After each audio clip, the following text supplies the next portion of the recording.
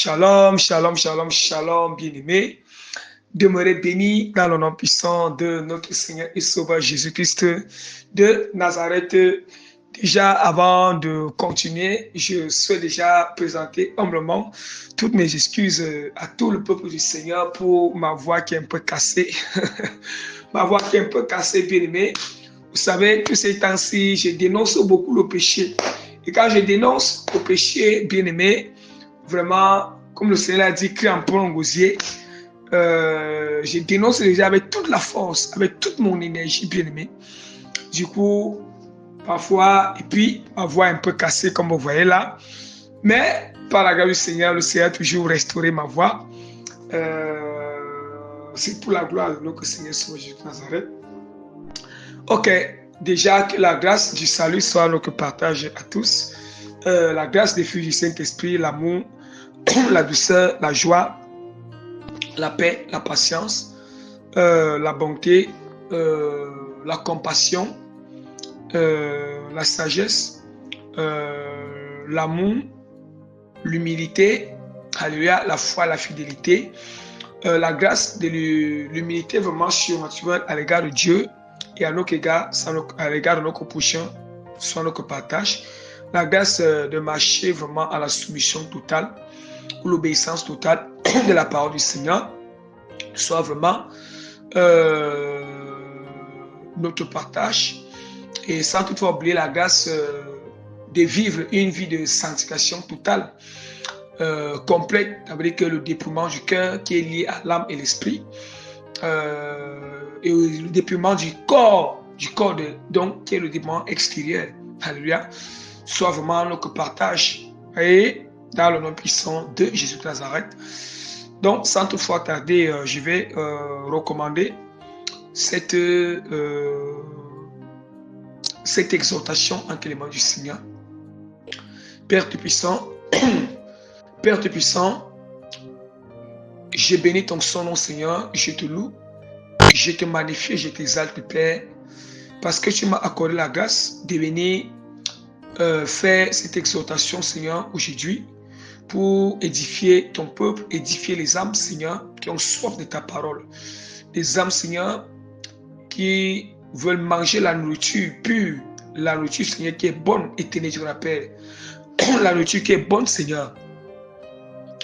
Père Tout-Puissant, Seigneur, en ce moment, Seigneur éternel, je rappelle, je te confie, Seigneur, ce moment d'exhortation entre tes mains.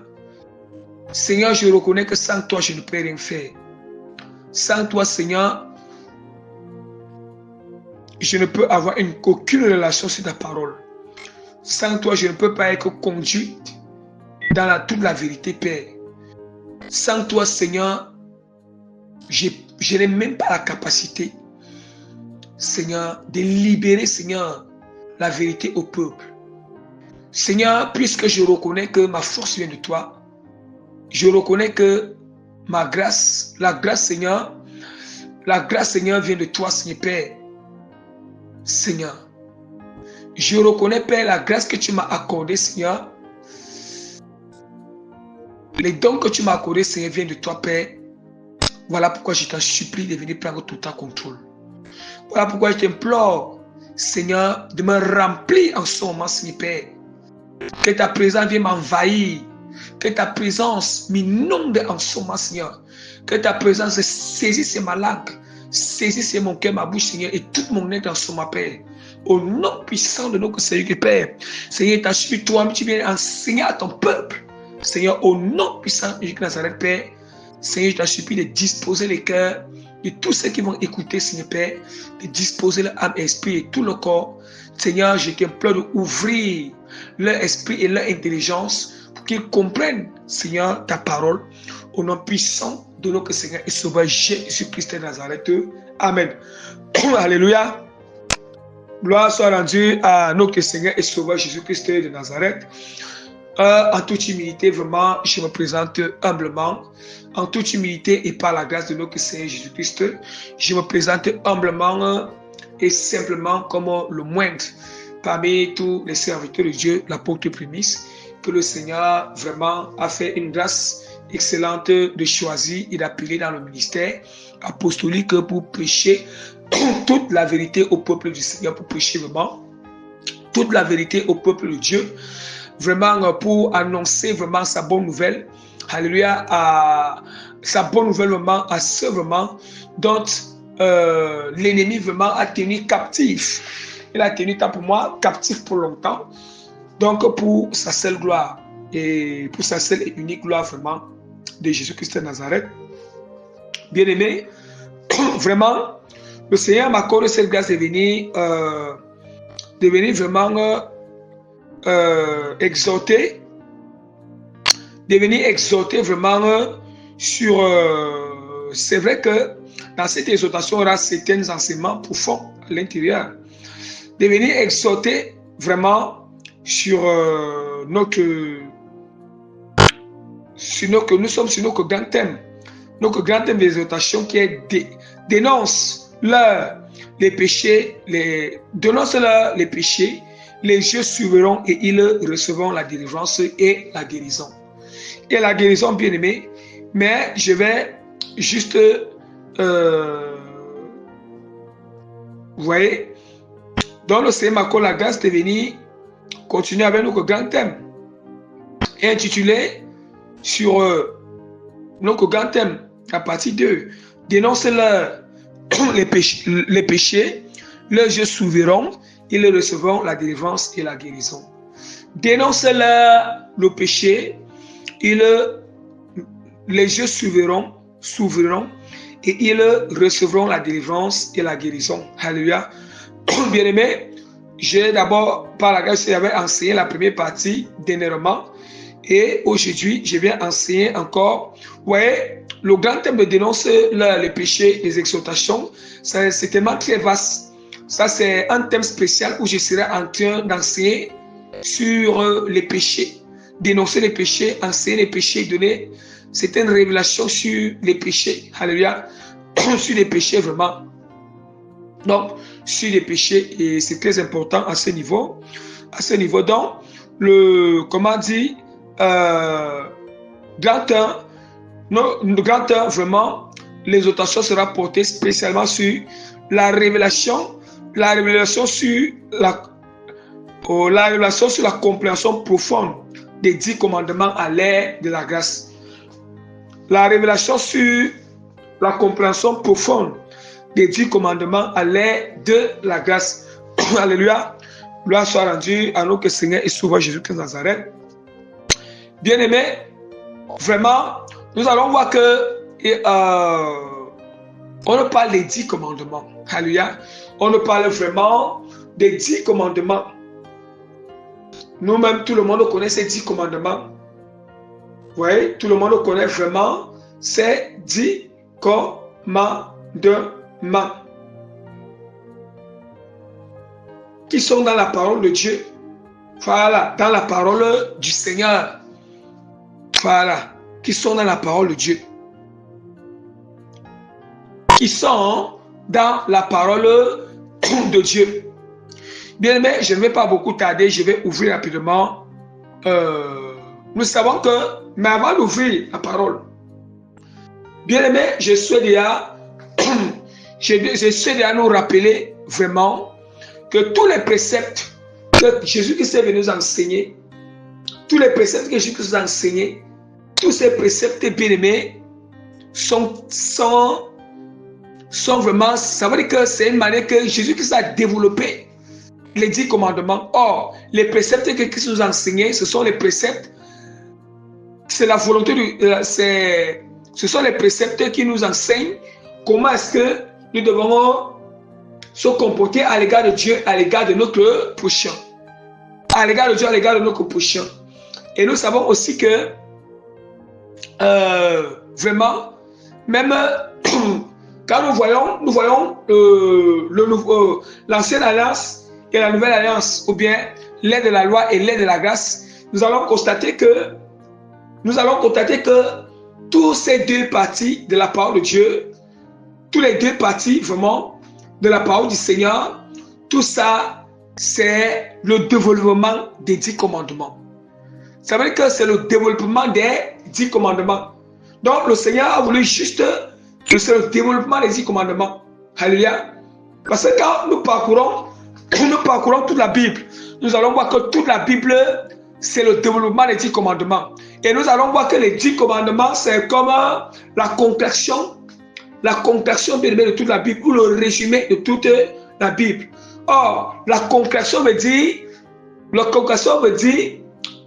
ramener un texte qui est long, voilà, un texte qui est long en un texte court.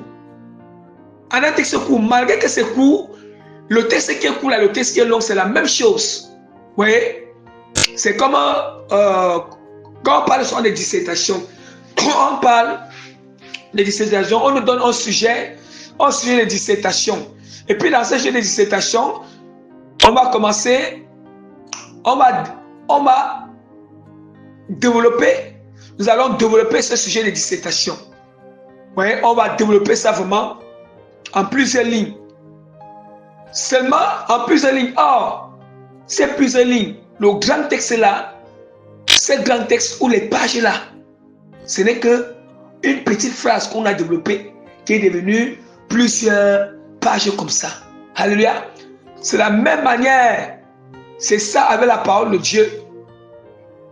Vous voyez? Toute la parole de Dieu, bien-aimé, toute la parole de Dieu est comme ça veut dire quoi? Les 10 commandements, toute la parole de Dieu, c'est une dissertation des 10 commandements. C'est comme une dissertation des 10 commandements. Or, nous savons que dans la dissertation, vous voyez, il y a toujours les idées, alléluia, les arguments et les exemples. Or, nous allons voir que quand nous parcourons la parole du Seigneur, la parole de Dieu, ouais, comme je disais, il y a les 10 commandements, c'est comme représente les 10 commandements sont comme vraiment, c'est pas comme l'ensemble de ça, c'est peu comme l'idée, la volonté générale, à peu près un peu comme comment dire, l'idée générale, la volonté générale vraiment de toute la Bible. Et c'est à base de ça maintenant que la Bible est constituée des arguments. Il y a des arguments, il y a des idées secondaires. Il y a en fait secondaires qui soutiennent, secondaires, et puis aussi des exemples. Et des exemples bien aimés. Alléluia. Donc, c'est ça que je voulais un peu expliquer. Mais quelque part encore, la parole de Dieu est encore venue, encore concrétiser encore davantage les 10 commandements. Bien que les 10 commandements, c'est la concrétion.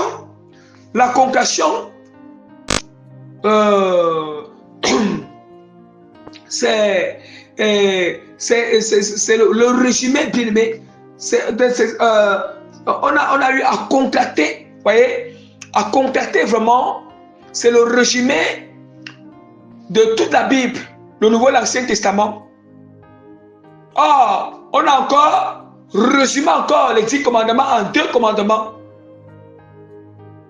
Mais nous allons passer sur qui a encore résumé le Seigneur Jésus-Christ lui-même. Mais tout ça, c'est la même chose. Il n'y a pas quelque chose, il n'y a pas une différence. Vous comprenez? Vous comprenez pourquoi nous devons comprendre bien la parole.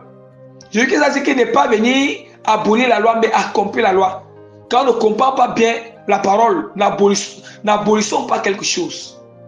Ne supprimons pas quelque chose. Alléluia. N'annulons pas quelque chose. C'est très important. Continuons. Je vais ouvrir la parole rapidement dans Matthieu chapitre 22. Matthieu chapitre 22, verset 34 à 40. Verset 34 à 40. Je lis au nom puissant de Jésus-Christ. On dit que les pharisiens ayant appris je m'excuse, je parle d'abord sur Exode, pardonnez-moi. Exode chapitre 20, verset 1 à 17. Je lis au nom puissant de Jésus-Christ. Au fur et à mesure que je lis, je vais expliquer. Alors, Dieu prononça toutes ces paroles en disant: je suis l'Éternel ton Dieu qui t'a fait sortir du pays d'Égypte, de la maison de servitude. De la maison de servitude. Ouais, déjà, que l'Égypte et la maison de servitude, à l'aide de la grâce, c'est le monde. C'est le monde, le système du monde, les pratiques du monde, les péchés du monde, la manière que le monde fonctionne. Nous tous, nous avons été dans le monde. Alléluia, on a été dans le monde. Maintenant, lorsque le Seigneur, du fait qu'on était dans le monde, on était en alliance avec le diable, en alliance avec le monde des ténèbres. On était en alliance avec le monde des ténèbres. Vous voyez? Du fait que nous sommes en alliance avec le monde des ténèbres, on était sous condition. On était sous les principes du monde des ténèbres. On était sous les lois du monde des ténèbres. On était sous les ordonnances du monde des ténèbres. Parce que le diable nous dictait qu'est-ce qu'on doit faire. Parce que dans notre esprit là, dans le monde, tout ce qu'on fait dans le monde, c'est que le diable, c'est qu'il vient dans notre esprit, c'est ça qu'on fait. Le diable, il nous influence dans l'esprit, il nous dicte dans l'esprit. Il nous donne ses lois dans l'esprit de pratiquer des choses qui ne le glorifient pas. Or, si dans le monde, on est en alliance avec le diable, en marchant selon le monde et son système, maintenant quand Dieu nous délivre du monde, le Seigneur nous libère. Le Seigneur nous libère maintenant du monde. Vous voyez? Le Seigneur Jésus-Christ, il nous libère maintenant du monde. Et quand il nous libère du monde, il nous arrache du monde. Il nous enlève dans le monde. Par sa grâce et sa bonté. Maintenant, on doit faire alliance avec lui. Ce n'est plus l'alliance n'est plus avec le monde des ténèbres ni le monde. On doit maintenant faire alliance avec Jésus et le royaume des cieux. On a fait alliance avec Jésus-Christ. Avec Jésus-Christ, le roi des cieux. Et sa lumière, qui est Jésus-Christ lui-même. Voilà pourquoi il les rappelle. Il les rappelle avant de commencer à leur donner les 10 commandements. Il dit que je suis l'Éternel ton Dieu qui t'a fait sortir du pays d'Égypte, de la maison de servitude. Nous savons qu'après avoir qu'il a fait sortir les Israélites en Égypte, c'est là où le Seigneur les a libérés, les a délivrés. Dieu les a donné maintenant les commandements. Parce que quand Dieu nous délivre, pour nous amener dans sa volonté, il va nous donner les lois, il va nous donner les instructions, il va nous donner les principes. Parce que s'il ne nous donne pas ça, on va marcher dans le désordre. S'il ne nous donne pas ça, on va risquer encore. Si on ne nous donne pas ça, le diable va encore nous séduire pour que nous retournons encore dans le monde. Parce que Dieu nous a donné ces commandements pour que les Israélites ne fassent plus les pratiques qui étaient en Égypte. Parce que ces pratiques étaient imprégnées dans leur âme, esprit et cœur. Maintenant, il fallait qu'ils connaissent les commandements de celui qui était comme les pratiques qu'ils faisaient en Égypte. Si Dieu ne leur donnait pas ça, ils devaient continuer à faire ces pratiques. C'est pour ça que Dieu aussi nous a donné le commandement. Jésus nous a donné ses préceptes. Après, Dieu nous a donné les ordonnances. Parce que s'il n'y a pas ça, il y aura le désordre. S'il n'y a pas ça, on va servir Dieu dans le péché. On va servir Dieu dans les abominations. On va servir Dieu. Oh, Dieu, c'est un Dieu de sainteté. C'est un Dieu de pureté. Un Dieu de pureté, bien aimé. Voici maintenant ce que le Seigneur dit. Voici ce que le Seigneur il nous dit à ce niveau. Je suis l'Éternel, ton Dieu, qui t'a fait sortir du pays d'Égypte et de la maison de servitude. Il les rappelle. Le Seigneur est l'Éternel qui nous a fait sortir du monde. Tu n'auras pas d'autre Dieu devant ta face. Tu n'auras pas d'autre Dieu devant ta face. Tu ne te feras point d'image taillée, ni des représentations quelconques, des choses qui sont en haut, des choses dans les cieux, qui sont en bas, sur la terre, et qui sont dans les eaux, plus bas que la terre. Tu ne te posteras point devant elles, et tu ne les serviras point, car moi l'Éternel ton Dieu, je suis un Dieu jaloux, qui punit l'iniquité des pères sur les enfants, jusqu'à la 3e et la 4e génération de ceux qui me haïssent. Est-ce qu'on entend? Est-ce que nous comprenons? Le Seigneur, il dit quoi? Il dit que je suis l'Éternel ton Dieu. Il dit que tu n'auras pas d'autre Dieu devant ta face. Tu ne feras pas d'image taillée. Bon, nous allons d'abord soutenir ces 10 commandements dans le sens bien aimé, le sens des choses qui se passaient dans l'Ancienne Alliance et le sens des choses qui se passent encore dans la même chose aujourd'hui. Premièrement, quand le Seigneur dit que image taillée, quand il parle, j'explique d'abord dans le premier sens. Quand le Seigneur dit que image, quand le Seigneur dit que image taillée, tu n'auras point d'autre Dieu devant ta face. Tu ne feras point d'image taillée, ni de représentation quelconque des choses qui sont en haut, dans les cieux, qui sont en bas et qui sont plus bas que la terre. Vous voyez, l'image taillée, dans le premier sens, c'est un peu comme les catholiques font là. Il y a l'image de Jésus, il y a les statues de Marie, l'image soi-disant que l'image de soi-disant le Jésus. Vous voyez, l'image de Jésus, les images, les idoles. Vous voyez comment les catholiques utilisent. Ça, c'est dans le premier sens que Dieu interdit, parce que là, c'était dans le sens strict. Donc aussi les Israélites adoraient, les Égyptiens adoraient, et puis aussi les Hébreux étaient habitués à adorer comme ça en Égypte. Donc premièrement, ceux qui sont dans le catholicisme, vous devez savoir que le catholicisme est en train de bafouer la parole à ce niveau. Ils sont en train de combattre la parole de Dieu. Ils sont en train de blasphémer. Parce qu'ils sont en train de regarder les images. Comment ils peuvent représenter Dieu dans les images. Oui, et le Seigneur est très clair.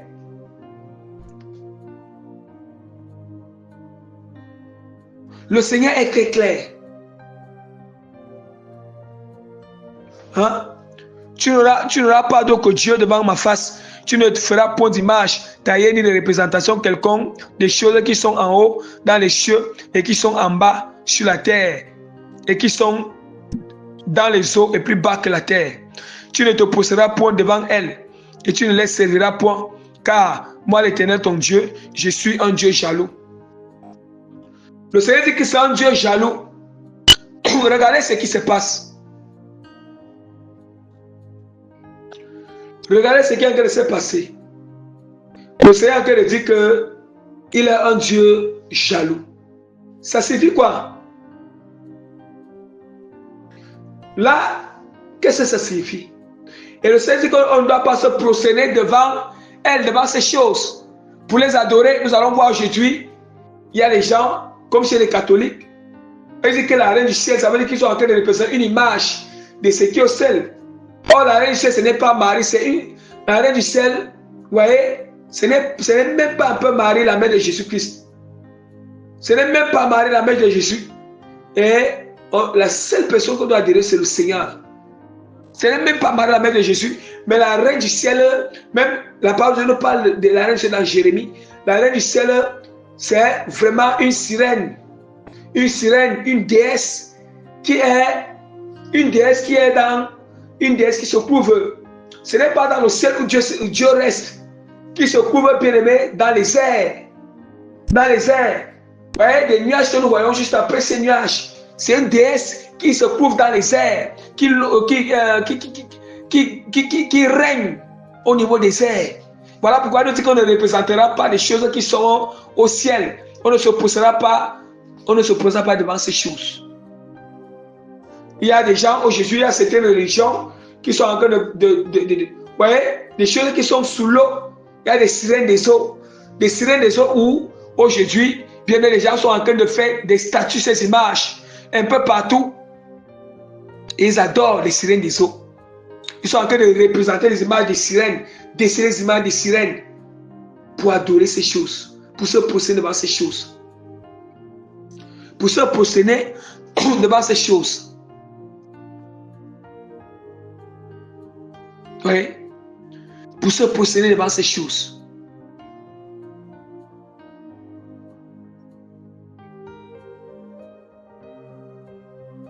Et là, ce n'est pas une bonne chose.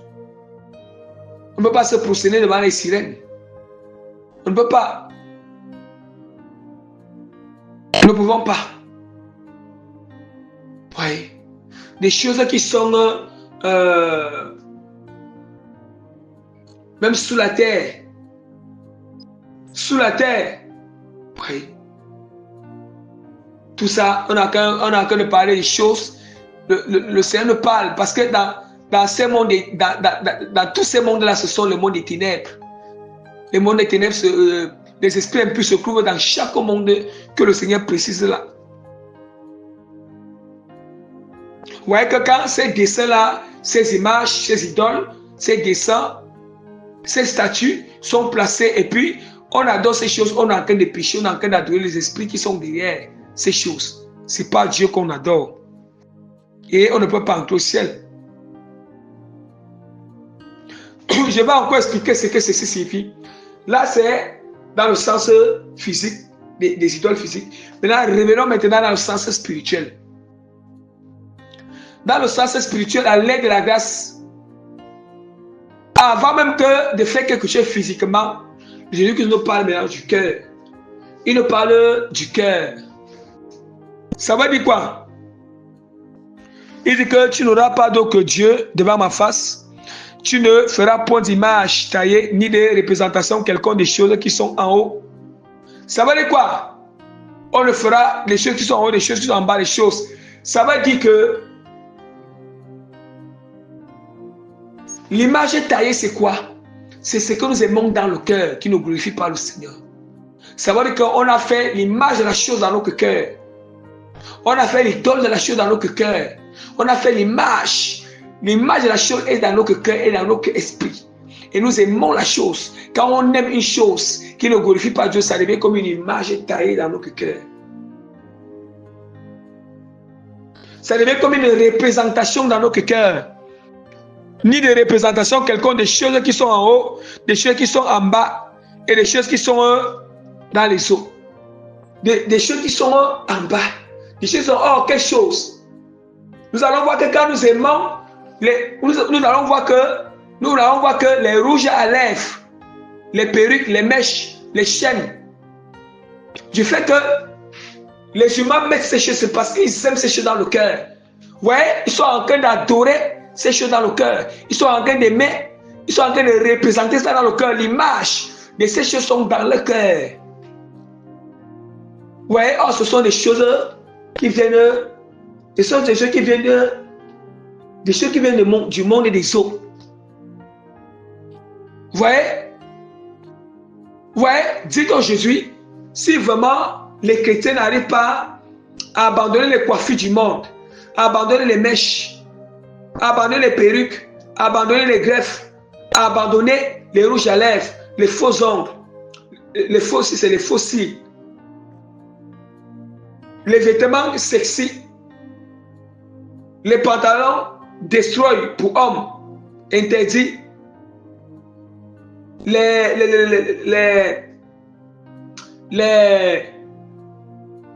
pantalons pour femmes, c'est interdit.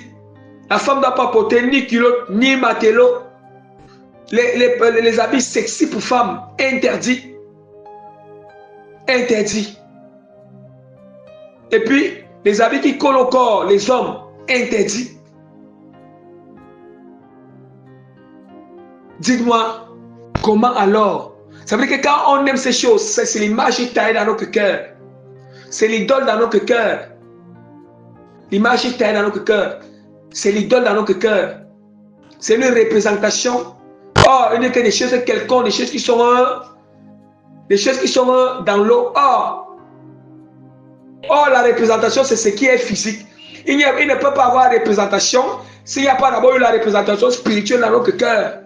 On ne peut pas mettre ces choses-là physiquement sur notre corps si on n'a pas d'abord fait cette représentation quelconque de ces choses spirituelles dans le cœur qui ne glorifient pas l'Éternel.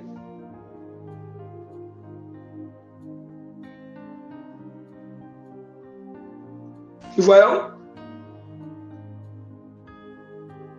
Du fait, vous voyez, du fait d'aimer les choses du monde. Je répète encore les films mondains, les films pornographiques, les positions des films pornographiques. En fait, quand vous aimez les positions, les pratiques des choses du monde, c'est parce que ces choses, vous aimez ces choses dans le cœur. C'est l'image taillée dans le cœur. C'est une représentation. Or, nous savons que les pratiques des films pornographiques, les films pornographiques sont des choses qui viennent dans le monde des eaux. Ça vient dans le monde des eaux, bien aimé. Or, tu le feras pour une représentation quelconque, une image taillée, des choses qui sont dans les eaux, dans les eaux, bien aimé. Or, les films pornographiques, c'est quelque chose qui vient dans les eaux. Alléluia. Les positions des films pornographiques sont des positions qui viennent dans les eaux. Et du coup, bien aimé, ça vient, et du coup, bien aimé, ça vient profaner le cœur. C'est représenté dans le cœur, dans l'âme et l'esprit. On est en train de pécher.